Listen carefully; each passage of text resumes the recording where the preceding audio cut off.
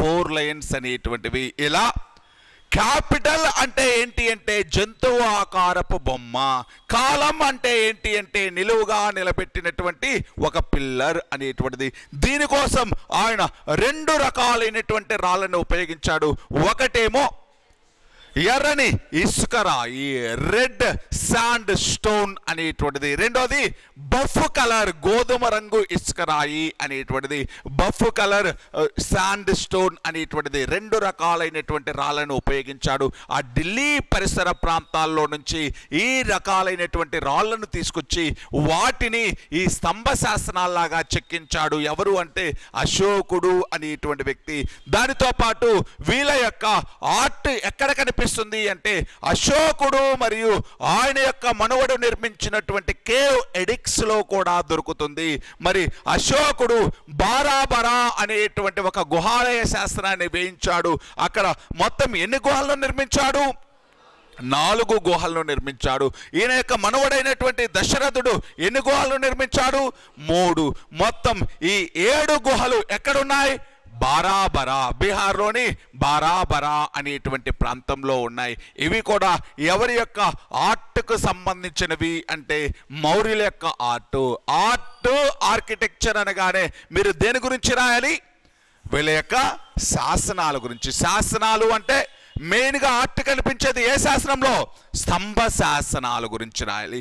దానితో పాటు స్తంభ శాసనాల తర్వాత ఆయన నిర్మించినటువంటి స్తూపాలు అనేటువంటివి. ఎన్ని స్తూపాలు నిర్మించాడు? 84,000 స్తూపాలు నిర్మించాడు అని ఏ బుక్ చెప్తుంది? దివ్యవదన అనేటువంటి బుక్ చెప్తుంది. బౌద్ధ మత గ్రంథమైనటువంటి దివ్యవదన అనేటువంటి బుక్ ఈ అశోకుడు ఎన్ని వేల స్తూపాలు నిర్మించాడని చెప్పింది? 84,000. టిబెట్ దేశ బౌద్ధ మత గ్రంథం చెప్పింది. ఇంతకుముందు చెప్పాను చూడండి. టిబెట్ దేశ బౌద్ధ మత గ్రంథం పేరేంటి? దివ్యవదన. ఆ బుక్ ఏమని చెప్పింది? 84,000 స్తూపాలు నిర్మించాడు. ఎవరు? అశోకుడు అనేటువంటి వ్యక్తి. ఇలా ఆ స్తూపాల గురించి, దాంతోపాటు ఆయన నిర్మించినటువంటి స్తంభ శాసనాల గురించి, దాంతోపాటు ఆయన నిర్మించినటువంటి గుహాలయ శాసనాల గురించి రాస్తే ఏమైపోతుంది? ఆర్కిటెక్చర్. దీనితో పాటు శిల్పాలు అనేటువంటివి మౌర్యుల కాలం నాటి శిల్పాలు అనేటువంటివి. శిల్పాలు దేని శిల్పాలు అంటే ఏంటివి? స్కల్ప్చర్స్ అనేటువంటివి. శిల్పాలు అనేటువంటివి ఎటువంటి శిల్పాలు చెక్కించారు అంటే వీళ్ళు యక్షి బొమ్మలు, యక్షుల బొమ్మలు. యక్షులు అంటే ఎవరు? యక్షులు అంటే ఎవరు అంటే ఆఫ్ గాడ్స్ అని పిలుస్తాం, అర్ధదేవతలు. యక్షులు అంటే ఎవరండి? అర్ధదేవతలు. యక్షులు అనేటువంటి వాళ్ళు దేనికి సంబంధించిన దేవతలు అంటే క్షుద్ర పూజలు చేసేటువంటి వాళ్ళు ఉంటారు చూడండి. ఆ క్షుద్ర పూజలు చేసేటువంటి వాళ్ళు, బ్లాక్ మ్యాజిక్స్ లాంటివి అంటే చేతబడులు లాంటివి క్షుద్ర పూజలు చేసేటువంటి వాళ్ళు ఎవరిని పూజిస్తారు అంటే యక్షులను పూజిస్తారు. అర్ధదేవతలు అని పిలుస్తాం యక్షులు. ఈ యక్షులకు సంబంధించినటువంటి శిల్పాలు అనేటువంటివి దొరికాయి. ఎవరి కాలం నాటివి అంటే మౌర్యుల కాలం నాటివి. వీళ్ళ కాలం నాటి శిల్పాలు ఎక్కడ దొరికాయి అంటే వీళ్ళ కాలం నాటి శిల్పాలు అనేటువంటివి ధౌలి లేకపోతే తుషాలి అనేటువంటి ప్రాంతం. ఇక్కడ ఏనుగు శిల్పం అనేటువంటిది దొరికింది. ధౌలి లేకపోతే తుషాలి అనేటువంటి ప్రాంతంలో ఒక ఎలిఫెంట్ స్కల్ప్చర్ అనేటువంటిది. శిల్పము అంటే ఏంటిది? బొమ్మ, రాతితో మలిచినటువంటి ఒక బొమ్మ. శిల్పము అనేటువంటిది ధౌలి లేకపోతే తుషాలి అనేటువంటి ప్రాంతంలో, ధౌలి లేకపోతే తుషాలి అనేటువంటి ప్రాంతంలో ఈ రాతితో చేసినటువంటి ఏనుగు బొమ్మ అనేటువంటిది దొరకడం జరిగింది. దానితో పాటు దీదార్గంజ్, బీహార్లోని దీదార్గంజ్ అనేటువంటి ప్రాంతంలో ఒక యక్షిని యొక్క బొమ్మ కూడా దొరికింది. ఒక యక్షిని అంటే ఎవరు? లేడీ గాడ్ అండి. అంటే ఆఫ్ గాడ్ అని చెప్పాం చూడండి. యక్షులు అనేటువంటి వాళ్ళలో యక్షిణి అంటే ఫిమేల్ అండి, యక్షిణి అంటే ఫిమేలు. ఇక్కడ దీదార్గంజ్ అనేటువంటి ప్రాంతంలో ఒక యక్షిణి యొక్క బొమ్మ కూడా దొరికింది. అంటే ఒక ఆఫ్ గార్డ్ అయినటువంటి ఈ లేడీ అయినటువంటి యక్షిణి యొక్క స్కల్ప్చర్ కూడా దొరికింది. ఇవి ఎవరికి సంబంధించిన శిల్పాలు అంటే మౌర్యులకు సంబంధించిన శిల్పాలు. తౌలి అనేటువంటి ప్రాంతంలో ఏనుగు శిల్పము, దీదార్గంజ్ ప్రాంతంలో ఒక యక్షిణి శిల్పం అనేటువంటివి దొరికింది. ఇవి దేనికి సంబంధించినవండి? మత పరిస్థితులు అనేటువంటి దానికి సంబంధించింది. మత పరిస్థితులు కాదండి, ఆర్ట్, ఆర్కిటెక్చర్. లాస్ట్ది పెట్టుకుందాం, ఇండస్ట్రీ లేకపోతే వాణిజ్యము అని పెట్టుకోండి. వ్యాపారము మరియు వాణిజ్యము అనేటువంటిది. కామర్స్ అండ్ ట్రేడింగ్, వ్యాపారము మరియు వాణిజ్యము. ఇక్కడే ఆర్థిక పరిస్థితులు అని కూడా పెట్టుకోండి. వ్యాపారము, వాణిజ్యము, ఆర్థిక పరిస్థితులు అనేటువంటివి.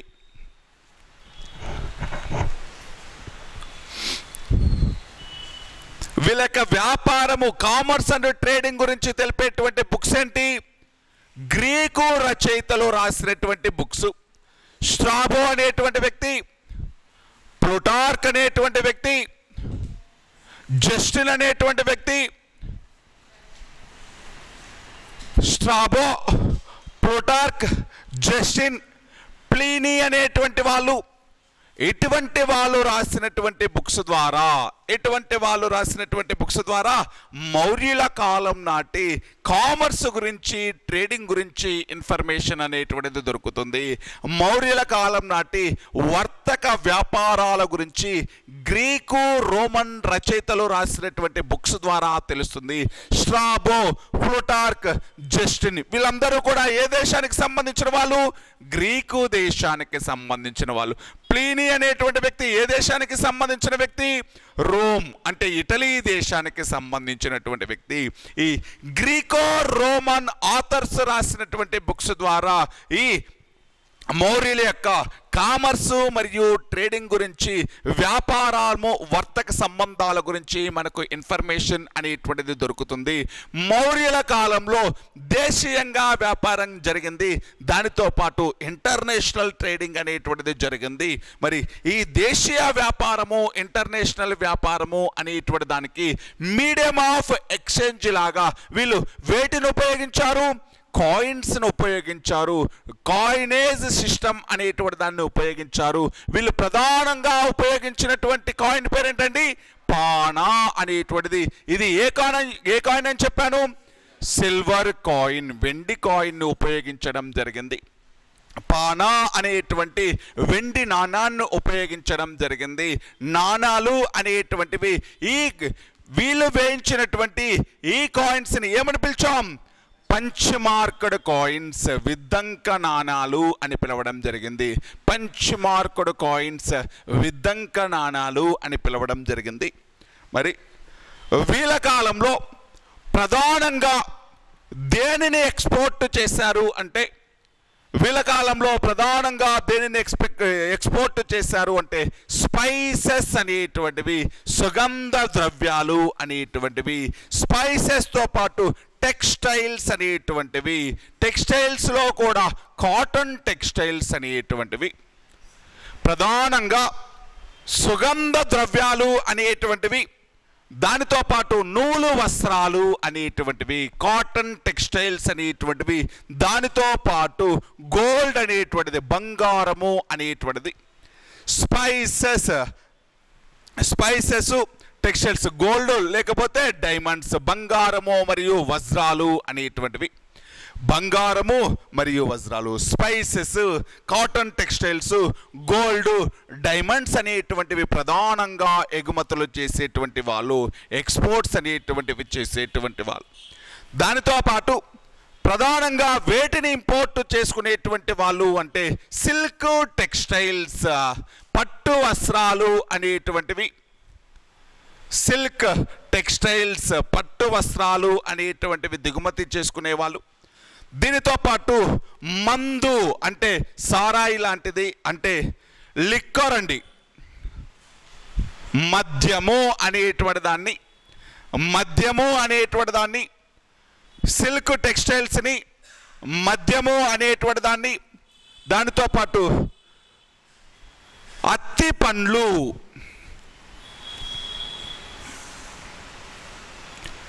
డ్రై ఫిష్ అండి, డ్రై ఫిష్, అత్తి పండ్లు అనేటువంటివి, సిల్క్ వస్త్రాలు, దానితో పాటు మద్యము, దానితో పాటు అత్తి పండ్లు అనేటువంటివి, ఇటువంటివి మాత్రం దిగుమతి చేసుకునేటువంటి వాళ్ళు. ఎగుమతులు చేస్తున్నారు, దిగుమతులు చేస్తున్నారు. దిగుమతులు చేస్తున్నారు అంటే ఇంటర్నేషనల్ ట్రేడింగ్ జరిగిందా లేదా? జరిగింది. అంతకుముందు ఆర్యుల కాలంలో ఇంటర్నేషనల్ ట్రేడింగ్ అనేటువంటిది జరగలేదు.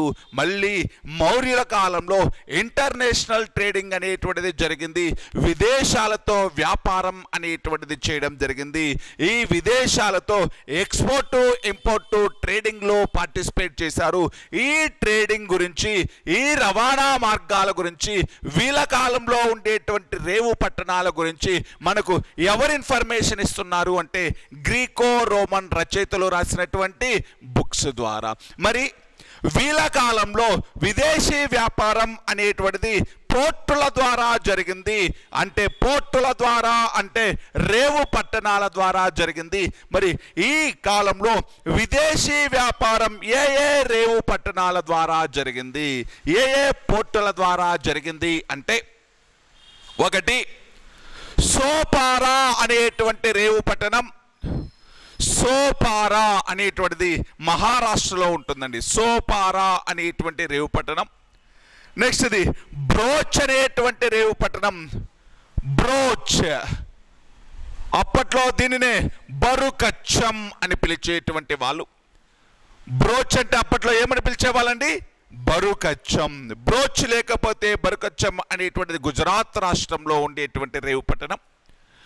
దానితో పాటు తామ్రలిప్తి, మీకు ఇంతకుముందు కూడా చాలాసార్లు చెప్పాను. తామ్రలిప్తి అంటే కళింగ, అంటే ఒడిస్సాలో ఉంటుంది.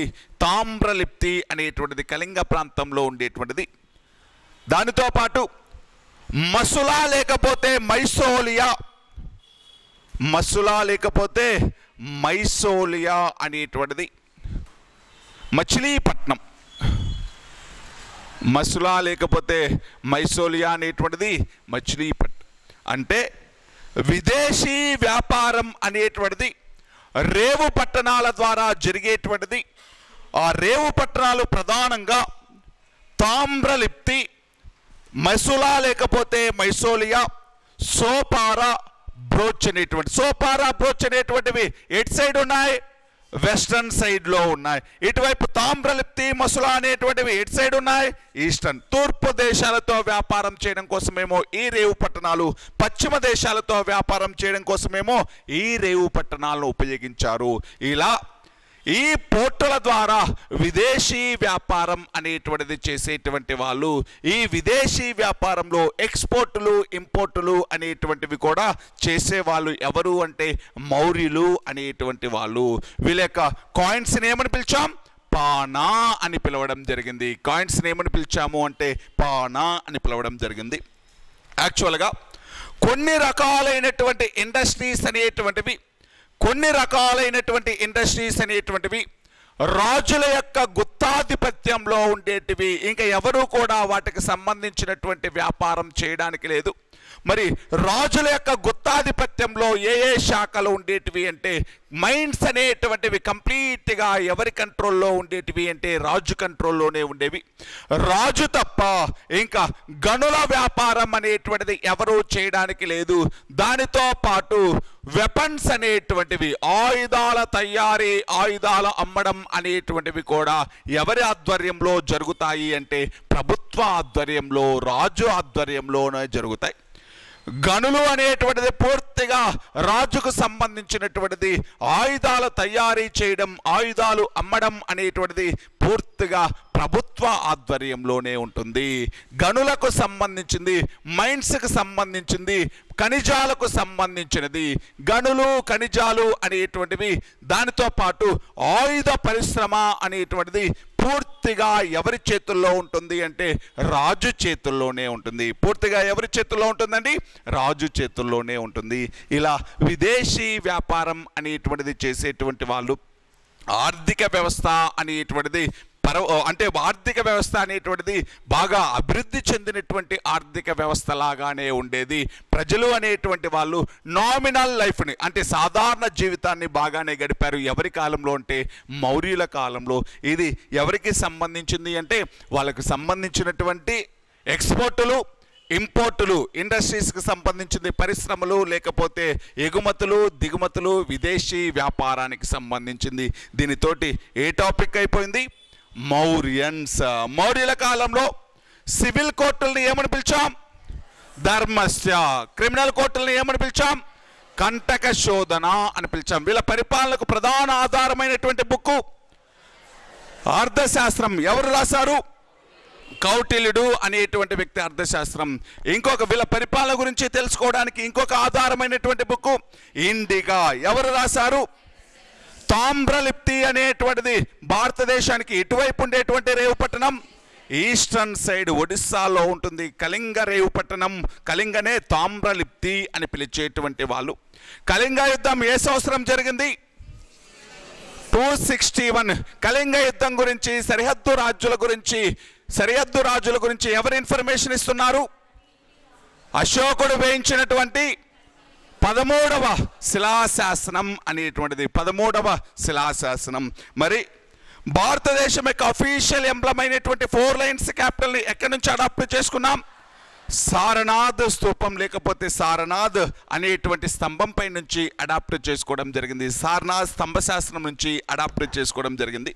మౌర్యుల యొక్క క్యాపిటల్ ఏంటి? పాటలీపుత్రం. మౌర్యుల యొక్క అఫీషియల్ లాంగ్వేజ్ ఏంటి?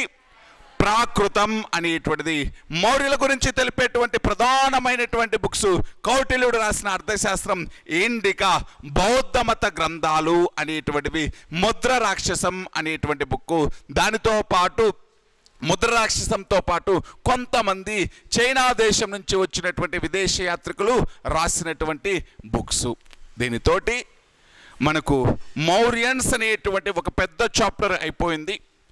మౌర్యులు అనేటువంటి వాళ్ళు చాలా చాలా ఇంపార్టెంట్ అండి. భారతదేశంలోని మొదటి మహాసామ్రాజ్యం మౌర్యులు అనేటువంటి వాళ్ళు. ఓకేనా? సప్తాంగాల గురించి ఏ బుక్ చెప్తుంది? అర్థశాస్త్రం. ఇండియన్ మాకియావెల్లి అని ఎవరిని పిలిచాం? కౌటిల్యుడు లేకపోతే చాణక్యుడిని. మాకియావెల్లి రాసినటువంటి బుక్ ఏంటి? ది ప్రిన్స్ అనేటువంటి బుక్ను రాశారు. ఈ ఇండియన్ బిస్మార్క్ అని ఎవరిని పిలిచాం? కౌటిల్యుడు లేకపోతే చాణక్యుడు. ఎవరు పిలిచారు అలాగా? జాకబ్ అనేటువంటి వ్యక్తి పిలవడం జరిగింది. ఎవరు పిలిచారు? జాకబ్. స్లేవరీ సిస్టమ్ గురించి చెప్పినటువంటి బుక్ ఏంటి? లేదు అని చెప్పిన బుక్ ఏమో అది ఉంది అని చెప్పినటువంటి బుక్ ఏమో అర్థశాస్త్రం. అర్థశాస్త్రం దేనికి సంబంధించింది? స్టేట్ క్రాఫ్ట్కు సంబంధించింది. రాజ్యం ఎలా పరిపాలించాలి అనేటువంటి విషయాల గురించి చెప్తుంది. ఏ బుక్ అంటే అర్థశాస్త్రం అనేటువంటి బుక్. రజ్జుగాహక అంటే ఎవరు?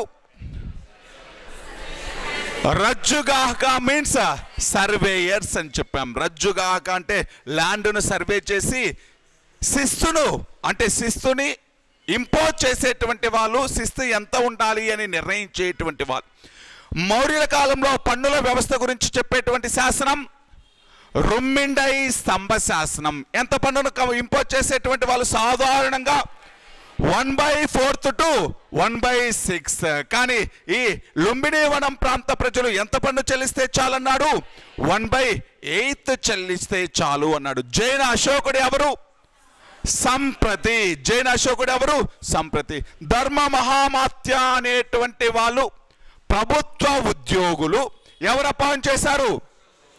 ఎందుకని? అశోకుడు యొక్క ధర్మ ప్రచార నిమిత్తం. అశోకుడు యొక్క ధమ్మము లేకపోతే ధర్మ ప్రచార నిమిత్తం. మరి అశోకుడు అనేటువంటి వ్యక్తికి బౌద్ధ మతాన్ని ఉపదేశించిన గురువు ఎవరు? ఉపగుప్తుడు. బౌద్ధ మతాన్ని ఉపదేశించినటువంటి గురువు ఎవరండి? ఉపగుప్తుడు అనేటువంటి వ్యక్తి. కళింగ యుద్ధం ఏ సంవత్సరం జరిగింది? 261 BCలో. ఎవరితో చేశారు? మేఘవాహనుడు అనేటువంటి వ్యక్తితో చేశాడు కళింగ యుద్ధం. ఏ శాస్త్రం చెప్పింది? 13వ ప్రధాన శిలాశాస్త్రం చెప్పింది. ధర్మ మహామాత్రుల అపాయింట్మెంట్ గురించి చెప్పిన శాస్త్రం 5వ ప్రధాన శిలాశాస్త్రం అనేటువంటిది. పండుగలు ఉత్సవాల సమయంలో జంతువధలు చేయకూడదు అని చెప్పిన శాస్త్రం మొదటి ప్రధాన శిలాశాస్త్రం. మొత్తం రాతి శాస్త్రాలు ఎన్నేసాడు? 181 కంపోజ్ చేశాడు. పిల్లర్ ఎడిక్స్ ఎన్నేసాడు? 7 వేశాడు. స్తూపాలు ఎన్ని కన్స్ట్రక్ట్ చేశాడు? 84,000 స్తూపాలు కన్స్ట్రక్ట్ చేశాడు. హిస్టరీ ఆఫ్ టిబెట్ అనేటువంటి బుక్ను రాసింది ఎవరు? లామా తారానాథ్. న్యాచురల్ హిస్టరీ అనేటువంటి బుక్ను రాసింది ప్లీనీ అనేటువంటి వ్యక్తి. న్యాచురల్ హిస్టరీ అనేటువంటి బుక్ను రాసింది ప్లీనీ అనేటువంటి వ్యక్తి. దీనితోటి మౌర్య సామ్రాజ్యం అనేటువంటిది కంప్లీట్ అయింది. నెక్స్ట్ చాప్టర్ అండి, హెడ్డింగ్ పెట్టుకుందాం, పోస్ట్ మౌర్యన్స్ పీరియడ్. మౌర్యుల అనంతర యుగము ఇస్తాను. పోస్ట్ మౌర్యన్స్ పీరియడ్, మౌర్యుల అనంతర యుగము అనేటువంటిది. పోస్ట్ మౌర్యన్స్ పీరియడ్ అంటే ఎక్కడి నుంచి మనకు ఎక్కడ ఇల్లు ఎండ్ అయిపోయింది? ఎప్పుడు? 184 BC నుంచి. గుప్తులు రైజ్ అయింది ఎప్పుడు? 321 BC. అంటే గుప్త శకము అనేటువంటిది ప్రారంభమైనటువంటి, అంటే 320 వరకు అని రాసుకోండి. నేను ఏడి అండి, 320 AD వరకు. అంటే మనం రాసుకునేటప్పుడు అప్రాక్సిమేట్గా 200 BC నుంచి 300 AD. పోస్ట్ మౌర్యన్స్ పీరియడ్ అంటే మౌర్యుల అనంతర యుగము. అంటే క్రీస్తు పూర్వం 200 నుంచి క్రీస్తు శకం 300 మధ్య కాలంలో ఉండేటువంటి పీరియడ్ని మౌర్యుల అనంతర యుగము అని పిలుస్తాం. ఈ కాలంలో భారతదేశాన్ని పరిపాలించినటువంటి వాళ్ళ గురించి నేర్చుకోవాలి. ఇక్కడ ఈ కాలంలో భారతదేశాన్ని మౌర్యులు అనేటువంటి వాళ్ళు అంతమైపోయిన తర్వాత మౌర్యులని అంతం చేసింది ఎవరు? పుష్యమిత్ర శుంగుడు కదా. అంటే పుష్యమిత్ర శుంగుడు ఎవరిని ఓడించాడు? బృహద్రథుడిని ఓడించి శుంగ వంశాన్ని స్థాపించాడు. మరి శుంగ వంశం భారతదేశాన్ని పరిపాలించింది. శుంగులను ఎండి చేసింది ఎవరు? కాన్వులు. కాన్వ వంశం భారతదేశాన్ని అదే సమయంలో ఈ 2 వంశాలు ఉత్తర భారతదేశంలో పరిపాలిస్తున్న సమయంలో